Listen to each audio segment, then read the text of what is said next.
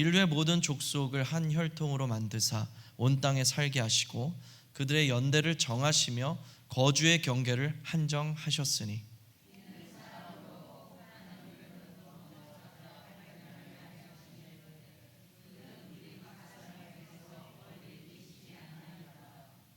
우리가 그를 힘입어 살며 기동하며 존재하느니라. 너희 시인 중 어떤 사람들의 말과 같이 우리가 그의 소생이라 하니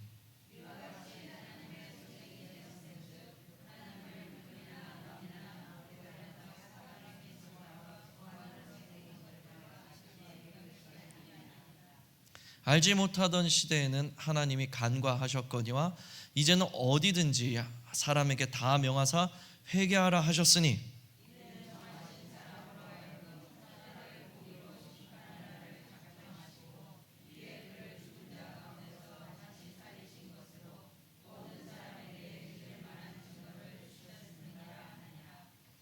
그들이 죽은 자의 부활을 듣고 어떤 사람은 조롱도 하고 어떤 사람은 이 일에 대하여 내 말을 다시 듣겠다 하니 다 함께 읽겠습니다. 몇 사람이 그를 가까이 하여 믿으니 그 중에는 아레오바고 관리 디오누시오와 다말이라 하는 여자와 또 다른 사람들도 있었더라. 아멘. 할렐루야. 하나님의 무한하신 은혜와 사랑과 축복이 우리 모든 성도님들 한 분 한 분 가운데 있기를 예수님의 이름으로 축복드립니다. 사단 마귀가 우는 사자처럼 우리를 잡아 끌어내리려고 애를 쓰고 있지만 예수 믿는 믿음으로 우리가 끝까지 승리할 줄로 믿습니다. 아멘. 오늘 본문 말씀은 사도 바울이 이제 아테네에 들어가서 아레오바고라는 곳에서 설교를 하는 내용입니다. 사도 바울이 뜻하지 않게 자기의 계획과 다른 하나님의 인도하심을 따라서 유럽 대륙으로 넘어가서 빌립보를 거쳐 데살로니가를 거쳐 또 여기 이제 아테네까지 왔거든요. 그런데 이 아테네라는 곳은 당시 사회가 이 로마가 온 땅을 지배하고 있었지만 로마의 행정 그리고 정치의 수도는 로마였지만 이제 이 문화적인 수도는 바로 이 그리스 아테네였습니다. 로마가 정권을 장악하고 온 땅을 이 군사적으로 지배하고 있었지만 사람들의 정신 세계는 이 헬라 문화가 온통 지배하고 있는 시대였습니다. 그래서 이 아테네에는 그 시대에 내노라 하는 그런 철학가들 그리고 지식인들이 모여 있었습니다. 그 가운데는 이 양대 산맥이 있었어요. 에피쿠로스 학파와 스토아 학파가 있었는데 이들이 이 아테네에서 복음을 증거하는 이 사도 바울의 복음 증거를 듣고 나서 저 사람은 뭘 전하는 거지? 하는 궁금증이 생겨서 바울을 데려다가 아레오바고라는 곳으로 같이 가게 됩니다. 그곳에서 사도 바울의 이야기를 들으려고 모였어요. 이 아레오바고라는 곳은 아레오파고스라는 곳은 이 헬라 그리스의 아주 유서 깊은 전통이 있는 그런 토론하는 곳이었고 또 법정이기도 했습니다. 이들이 가진 그 그리스 로마 신화에 의하면 전쟁의 신 아레스가 이 자신의 딸을 납치하려고 하는 포세이돈의 이 바다의 신 포세이돈의 아들을 죽입니다. 자기 아들이 죽었기 때문에 포세이돈이 이제 고소를 하죠. 그래서 12주신이 보는 가운데서 아레오바고에 모여 이 아레스 전쟁의 신이 재판을 받게 되는데 무죄 선고를 받습니다.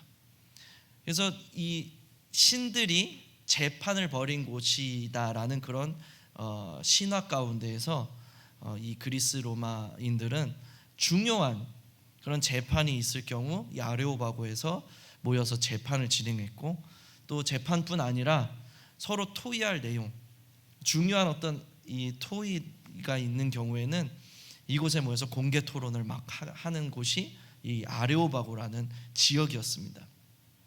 이곳에 이제 사도 바울을 데리고 가서 이 사도 바울의 이야기를 듣고 같이 토론을 하려고 데려간 것이죠. 그곳에서 이 사도 바울이 설교를 시작하는데 뭐라고 하냐면 너희를 보니까 이 아테네 사람들아 너희는 범사에 종교심이 많다. 내가 보니까 이름 없는 신까지 모셔놓고 그것을 경배하더라. 너희가 이름 없는 신까지 모셔놓고 그렇게 신을 찾고자 하는데 내가 참된 신이 무엇인지 알려줄게 하면서 이제 복음을 전하기 시작을 하는 거예요. 그러니까 솔깃했겠죠. 그렇게 이제 신들을 찾아 헤매던 이 갈증이 심한 이 헬라인들에게 정말 참된 신이 무엇인지 내가 알려주마 하고 알려주기 시작했어요. 근데 이 26절에 보니까 한혈통이라는 표현을 씁니다. 이 한혈통이라는 말은 제가 헬라어 원어로 보니까 한 사람이라는 뜻이에요. 한 사람. 그러니까 이 한 사람은 누구를 뜻하냐면 아담을 뜻합니다.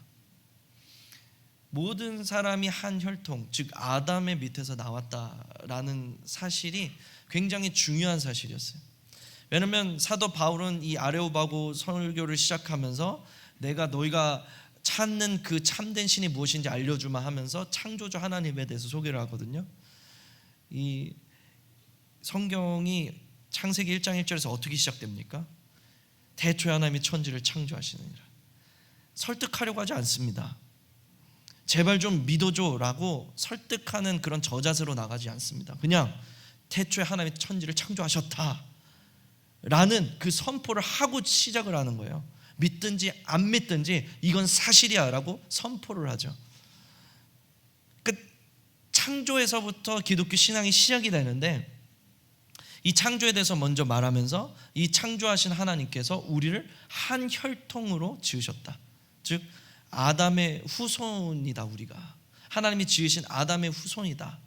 이것이 이 바울의 논지에 있어서 굉장히 중요한 위치를 차지했는데 세 가지 이유 때문에 이것이 굉장히 중요했습니다.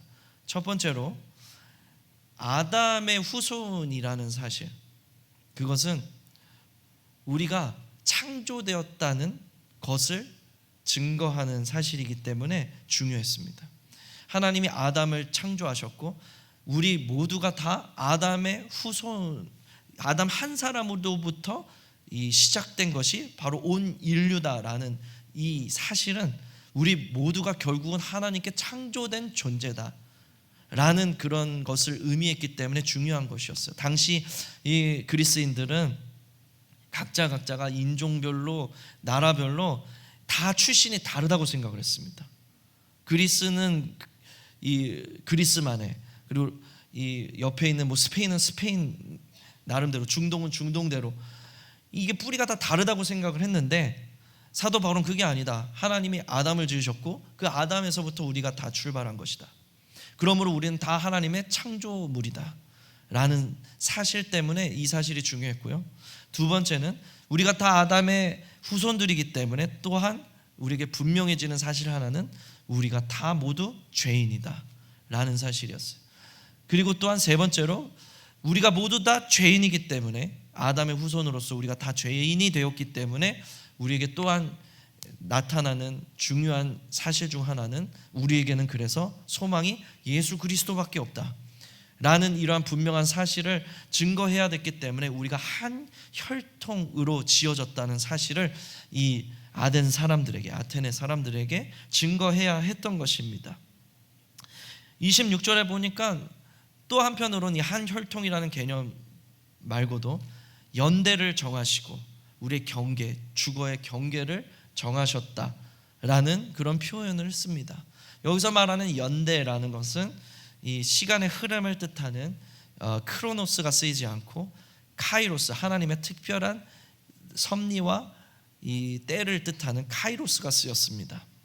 카이로스의 복수형이 쓰였거든요. 즉 하나님이 각 사람의 이 때를 정하시고 그리고 사람뿐 아니라 나라의 때도 정하시고 나라가 흥하고 패해지고 존패를 하나님께서 정하시는, 그러니까 연대를 정하시고 주거의 경계를 정하신다, 이 모든 내용들이 합쳐져서 하나님이 사람과 그리고 나라까지도 이 세계 열방 가운데 모든 존폐에 대해서 하나님이 주권을 가지고 계시다라는 그런 이 논리를 이 사람들에게 증거한 거예요. 근데 이 당시에 아테네의 뿌리를 받고 있던 이 양대 산맥 에피쿠로스 학파와 스토아 학파는 이런 생각을 할 수가 없었어요. 이들이 가진 사상이 무엇이냐면, 에피쿠로스 학파는 이렇게 생각을 했습니다. 사람은 원자로 구성되어 있고 죽으면 흩어져서 사라져 버린다. 즉 사후 세계는 존재하지 않는다. 천국과 지옥은 존재하지 않는다. 그러니 지금 인간에게 가장 중요한 것은 바로 현생에서의 쾌락이다.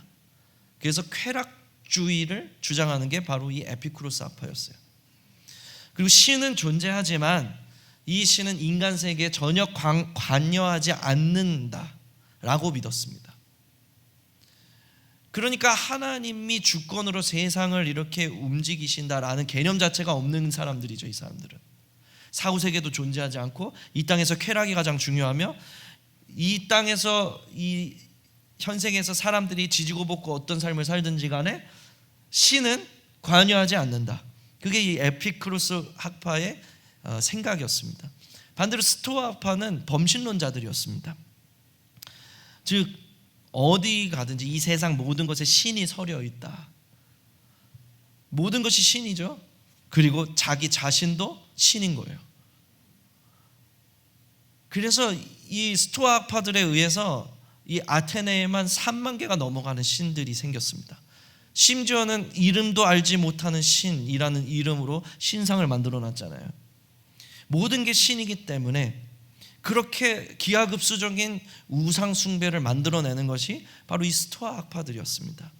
그러니까 이 절대신 하나가 모든 것을 통치하고 다스린다는 그 개념 자체를 이 스토아 학파들도 가질 수가 없는 거예요. 근데 사도 바울은 그게 아니다. 스토아 학파 너네도 틀렸고 에피쿠로스 너네도 틀렸고, 이 온 세계, 이 온 우주를 하나님께서 다스리신다. 그것을 이제 전파했던 거죠. 이어서 사도 바울이 이야기합니다. 하나님이 더듬어 찾게 하셨다. 그래요. 하나님이 더듬어 찾게 하셨대요. 27절에 보니까 이는 사람으로 혹 하나님을 더듬어 찾아 발견하게 하려 하심이로되. 그래서 더듬어 찾았다라는 말이요, 발견했다, 느끼다 라는 언어의 뜻을 가지고 있더라고요. 그러니까 사람이 이 세상에서 하나님을 발견하고자 하는 그 갈망을 가지고 주님을 찾으면 이 세상 가운데서 하나님을 발견할 수 있다는 거예요. 여러분 그렇지 않습니까? 온 우주가, 여러분 이 유구한 역사 동안 저 하늘에 지금 새카매졌는데 별이 막 떠 있잖아요. 수없이 많은 별들이 떠 있는데 이 많은 천체들이 다 하나의 의지를 통해서 실수 없이, 그리고 한치 오차도 없이 이 유구한 역사를 그렇게 계속 운행하고 있었던 거예요. 여러분 만약에 이 지구가 공전과 자전에 오차가 생겨서 갑자기 탁 멈추면 어떻게 될까요? 과학자들 예상하기로는 공전과 자전이 탁 멈추는 순간 전 지구적인 쓰나미가 일어나면서 그날로 지구가 멸망합니다. 그날로 지구 멸망이에요. 근데 이 유구한 역사 동안, 지구의 역사 동안 이게 공전과 자전을 아주 정확하게 멈추지 않고 계속해서 신실하게 이게 진행되고 있다는 사실은 온 우주를 통치하는 그런 신적인 존재가 있다는 것을 우리에게 보여주죠. 조그만 지각이 있고 생각이 있는 사람들은 이 지구의 이 움직임, 이 대자연의 모습을 보면서 그 안에 계신 하나님의 손길을 발견하지 않을 수 없다는 거예요. 게다가 이 말씀에는 27절에 보니까 그는 우리 각 사람에게 멀리 계시지 아니하도다 그랬어요. 하나님은 저 멀리 우주 끝에서 우리를 지켜보고 계신 분이 아니라 우리들 가까이 오셔서 우리와 같이 호흡하시고 우리와 함께하고 계신 분이시다는 거예요. 우리가 간접적으로 이 우주를 관찰하면서 하나님이라는 분에 대해서 생각할 수 있을 뿐 아니라 하나님이 적극적으로 자기 자신을 우리에게 계시해 보여주신다는 거죠. 가까이 찾아오셔서 자기 자신을 보여주신다는 거예요. 왜냐하면 우리가 우리 스스로 능력으로는 그분을 볼 수가 없으니까. 그분을 이해할 수도 없으니까. 너무 지적인 능력이 차이가 나니까. 그분을 알 수도 없고 볼 수도 없는 우리를 위해서 우리 수준에 맞춰서 우리를 향한 당신의 계시를 보여주신다는 거예요. 그래서 여러분, 아담이 범죄했을 때 아담은 하나님을 피해 달아났지만 하나님은 아담에게 다가오셨다고요. 가까이 다가오셨다고요. 아담이 하나님을 찾았습니까? 아니요, 하나님이 가까이 다가가셨어요. 아담아, 네가 어디 있느냐? 자기가 부끄러워서 얼기설기 무화과 나무 잎으로 만들어 놓은 그 옷을 하나님 벗기시고 가죽 옷을 지어 입히셨어요. 노아는 어땠습니까?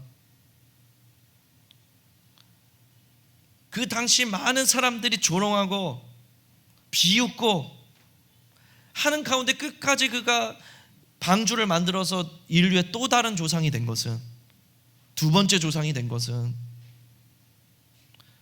그가 의지가 대단했기 때문이 아니라, 그가 열심히 특심이었기 때문이 아니라 그의 눈이 하나님의 은혜를 발견했기 때문이라고 성경은 기록하고 있습니다. 자기 가까이 다가오셔서 자기에게 힘 주시고 내게 은혜를 베풀어 주시는 내 옆에 계신 주님을 그가 발견했기 때문에 그 어려운 과업을 그가 할 수 있었던 거예요.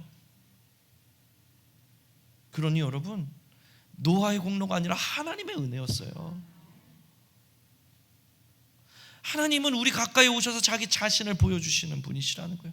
그분이 끝내는 인간의 몸을 입고 이 땅에 오셨습니다. 자기를 보여주셨어요.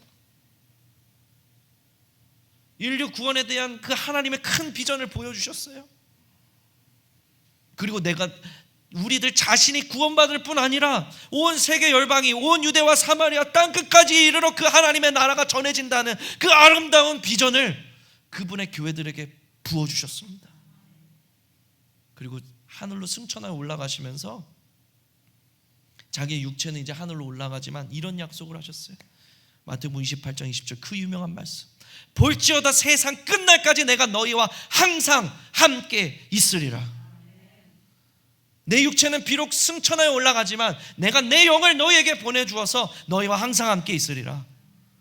여러분, 그러니 용기를 내십시오. 주님이 항상 함께하고 계십니다. 여러분, 아담에게 찾아오셨던 그 주님, 노아에게 찾아오셨던 그 주님, 아예 이 땅에 인간의 몸을 입고 내려오셨던 그 하나님, 그리고 승천하실지라도 그분의 영을 보내주셔서 우리와 영원히 함께 하시기로 작정하신 그 하나님, 그 하나님이 놀랍게도 우리에게 말씀을 주셨어요. 그래서 우리는 이것을 특별 계시라고 부릅니다. 하나님이 자기 자신을 계시하시기 위해서, 우리에게 자기 자신을 열어 보여주시기 위해서 주신 게 바로 이 하나님의 책 성경이라는 거예요. 사랑하는 여러분, 그러므로 우리가 이 성경책 앞에 나갈 때 어떻게 나가야 되는 거예요? 장세기 앞에 가든 출애굽기 앞에 가든 요한계시록 앞에 가든 하나님 만나러 가야 되는 줄 믿습니다. 역사상 수없이 많은 학자들이 이것을 그냥 학문적인 책으로 연구하다가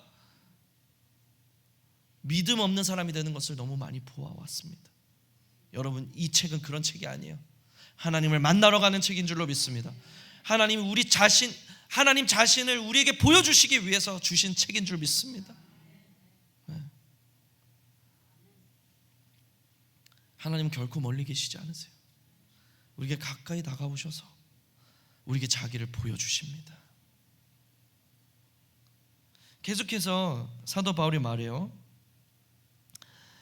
28절에 보니까 우리가 그를 힘입어 살며 기도하며 존재하느니라. 이게요, 이 주전 6세기에 유명한 시인이 있었습니다. 이피메니데스라는 사람이 크레티카라는 사행시를 썼는데, 그 사행시를 고스란히 여기다가 사도 바울이 인용을 한 거예요. 이 시인이 이 시를 썼을 때는 제우스 신을 찬양하기 위해서 쓴 글입니다. 근데 바울은 알았잖아요. 이 세상의 모든 신은 헛된 우상이니 마땅히 하나님께 돌려야 될 영광을 제우스 신에게 빼앗겼던 이 경의를 하나님께 돌려드린 거예요. 그리고 이 그리스 신화에 익숙했던 헬라인들이 이 말을 통해서 좀 더 밀접하게 하나님의 음성을 들을 수 있었던 거죠.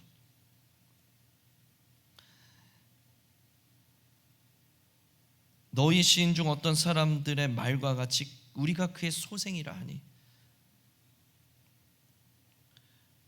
많은 그리스 철학자들, 시인들이 우리가 제우스의 소생이다, 그의 소생이다 라는 표현을 많이 썼습니다. 바울 사도도 그것을 알고 있었기 때문에 그 표현을 써서 우리가 하나님의 소생이다 라는 것을 가르치려고 했던 거죠. 하나님의 소생이기 때문에 하나님의 소생답게 살아야 된다 라고 바울은 열변을 토했습니다. 29절에서 이렇게 말하잖아요. 이와 같이 하나님의 소생이 되었은즉 하나님을 금이나 은이나 돌에다 사람의 기술과 고안으로 새긴 것들과 같이 여길 것이 아니니라. 하나님의 그 영광을 사람이 만든 것 따위와 비교할 수 없다.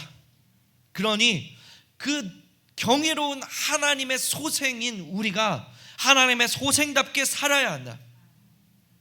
이 우상 따위와 비교할 수 없는 그 하나님의 소생으로 우리가 지음받았다는 것을 너희가 알았기 때문에 이제 하나님의 소생으로 살아야 된다.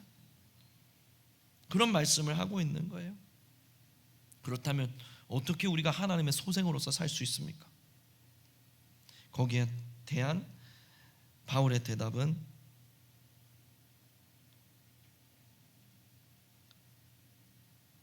아테네인들의 생활 방식에 있었어요. 아테네인들은 수없이 많은 우상들을 만들어서 그 우상들을 치장하고 그 우상들에게 정성을 들여서 이 우상들의 생명을 불어넣어서 이 우상을 섬겼잖아요. 이들이 섬기는 우상들은 인간이 치장하는 신이에요. 그런데 바울이 말하고 있는 하나님은 오히려 하나님의 것으로 내가 채워져야 된다는 거예요. 내가 치장하는 신이 아니라 하나님의 것으로 우리가 채워져야 한다. 그분의 사랑과 그분의 진리와 그분의 은혜와 그분의 성령으로 우리가 채워져야 한다. 그리고 그분의 말씀을 따라 살아야 한다. 그것이 하나님의 소생으로서 우리가 이 세상을 살아가는 유일한 방법이라는 것이죠. 태산을 넘고 험곡에 가도 아무리 어려운 일이 있다 할지라도 사랑하는 성도 여러분, 우리가 오직 하나님으로 우리의 심장을 채우고 주님을 따라 주님의 말씀을 따라 살게 되는 축복이 있기를 예수님의 이름으로 축복드립니다. 아무리 어려울지라도 우리가 그 하나님의 말씀에 순종하여 살아가는 삶을 선택한다면 엘샤다이, 모든 것의 충족자가 되시는 그 하나님께서 반드시 우리를 도와주시리라 믿습니다. 예수님을 통해서 하나님 당신을 계시하셨기 때문에 온 세상에 알 수 있도록 하나님 당신을 계시하셨기 때문에 이제 모든 인류는 회개하라 천국이 가까이 왔느니라 라는 이 하나님의 명령에 순종해야만 합니다. 누구도 피할 수가 없습니다. 모든 사람, 지위, 고하를 막론하고 어떤 사람이든지 간에 회개를 통과하지 않으면 천국에 들어갈 수가 없습니다. 하나님께서는 그분의 공의를 반드시 이루셔야 하는 분이시기 때문에 죄에 대한 값을 그 아들 예수 그리스도에게 담당시키시고 처절한 죽음을 맞이하게 하신 뒤에 그 죄 없으신 예수님을 죽음에서 다시 살려내셔서 우리를 향한 그분의 증거로 삼으셨습니다. 믿는 자마다 하나님의 공의가 예수 그리스도께 이미 이루어졌으므로 내가 죄의 값으로부터 자유를 얻었다는 것을 믿는 자마다 다시 살게 되는 은혜가 있을 것입니다. 우리가 저 십자가를 바라볼 때마다 고백하며 다시 회복해야 되는 것이 바로 그 예수 그리스도의 용서의 능력이, 그 자유와 해방의 능력이 오늘 내 삶에 다시 한번 회복되었다는 것을 고백해야 되는 것인 줄 믿습니다. 그런데 이 사실을 듣는 사람들 가운데 상당수가 조롱했다고 합니다. 여기서 보니까 조롱했다는 말이 미완료로 쓰였어요. 무슨 말이에요? 계속 조롱했다는 거예요. 한 번 조롱하고 끝낸 게 아니라 볼 때마다, 바울 볼 때마다 조롱을 한 거예요. 그게 말이 되는 소리라고 생각하니? 사람이 죽었다 어떻게 살아나? 어떻게 인간을 대신해서 신이 죽을 수가 있어? 계속해서 조롱을 했다는 거예요.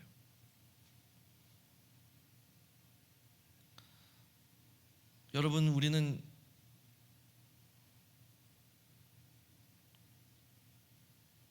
정말 조롱당하기 쉬운 시대를 살고 있습니다. 온갖 주장을 해도 다 용납받고 다 인정을 받는데, 신앙을 이야기하면 그것이 차별이라고, 신앙을 이야기하면 그것이 폭력이라고 이야기하는 그런 시대를 살고 있습니다. 온 세상이 조롱하는 시대를 만나게 될지도 모르겠어요.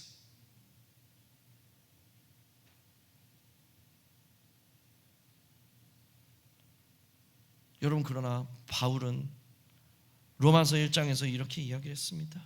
1장 16절, 내가 복음을 부끄러워하지 아니하노니 이 복음은 모든 믿는 자에게 구원을 주시는 하나님의 능력이라. 사랑하는 여러분, 우리가 복음을 부끄러워하지 않고 그 복음을 붙잡을 때, 여러분, 그럼에도 불구하고 열매가 있을 줄로 믿습니다. 오늘 본문에도 그렇게 조롱이 가득한 가운데 몇 사람이 그를 가까이 하여 믿으니 그 중에는 아레오바고 관리 디오누시오와 다말이라는 여자가 있었다. 그래요. 이 디오누시오라는 사람은 당시 이 아레오바고 평의회를 구성하고 있는 12사람 중에 한 사람이었습니다. 그리고 기독교 전승에 의하면 이 사람은 후에 감독이 되죠. 즉 목사가 됐다는 소리예요. 목사 중에서도 지도자가 됐다는 소리예요. 그리고 순교당합니다. 자기 생명을 아끼지 않고 그리스도를 따르는 사람이 됐다는 거예요. 모든 조롱과 핍박 속에서도 여러분, 복음을 부끄러워하지 마시기를 예수님으로 축복드립니다. 반드시 열매가 있을 것입니다. 그 가운데에서도 죽음을 아끼지 않고 하나님께 생명을 거는 사람들이 나타날 것입니다. 베드로전서 2장 1절부터 9절까지의 말씀은 제 인생의 말씀이거든요. 그 말씀에도 이렇게 기록을 해요. 하나님께서 보배로우신 예수님을 사람들에게 주셨으나 사람들이 그 예수님의 이름을 헌신짝 취급합니다. 예수? 그게 어떻게 신이야? 사람에게 잡혀 죽는 신이 어디 있어? 그런데 그 중에서도 그분을 만나 그분을 부인할 수 없었던 사람들이 있었어요. 아니, 그래도 그분은 나의 보물이야, 내 인생의 전부야. 그렇게 복음을 부끄러워하지 않는 그들을 주님이 뭐라고 부르시냐면 But you are chosen generation. 너는 내가 택한 나의 세대다. 너는 내가 택한 나의 하나님의 세대다. 내가 너를 통해서 기이한 빛에 들어가게 하신 이 아름다운 덕을 온 세상에 선전할 것이다.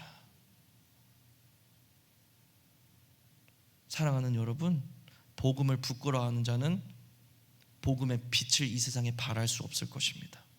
그러나 복음을 부끄러워하지 않는 자들은 하나님의 영광의 빛을 발하는 주님의 통로가 될 줄로 믿습니다. 오늘 본문 말씀은 아니지만 오늘 새벽 말씀이었던 25절에 보면 주님이 생명과 호흡과 만물을 주시는 분이시라고 바울이 고백합니다. 세상의 신들은 다 똑같아요. 여러분, 이 포세이돈을 달래려고 사람들이 재물을 갖다 바칩니다.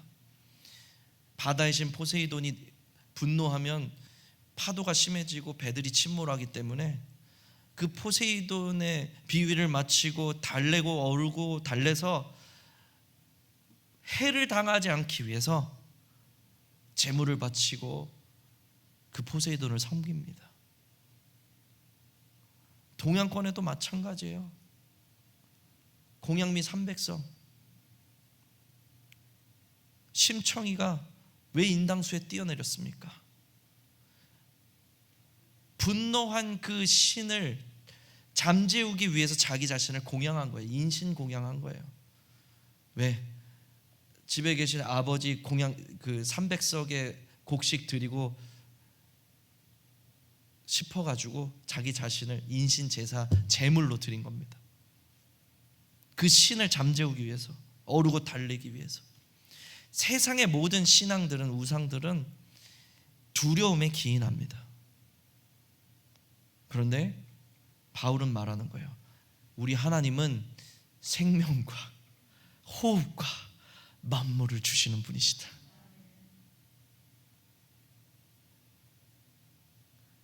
우리 하나님 얼마나 좋은 분이에요. 세상에서 제일 좋은 분, 세상과 비교할 수 없는 참으로 좋으신 분이 우리 하나님이신 줄 믿습니다. 우리가 이분을 자랑하지 않으면, 이분을 선전하지 않으면, 우리 하나님을 우리가 자랑하지 않는다면 도대체 무엇을 자랑하며 살겠습니까? 예수 믿는 것이 우리 인생의 자랑인 줄로 믿습니다. 예수 믿는 것이 우리 인생의 가장 큰 기쁨인 줄 믿습니다. 세상과 비교할 수 없는. 사랑하는 성도 여러분, 우리 예수님을 부끄러워하지 맙시다. 세상 앞에서 당당하게 나는 내 하나님이 가장 좋다, 나는 내 하나님이 가장 자랑스럽다 증거할 수 있는 저와 여러분의 삶이 되시기를 예수님의 이름으로 축복드립니다. 우리 함께 찬양한 곡 부르고 기도할까요?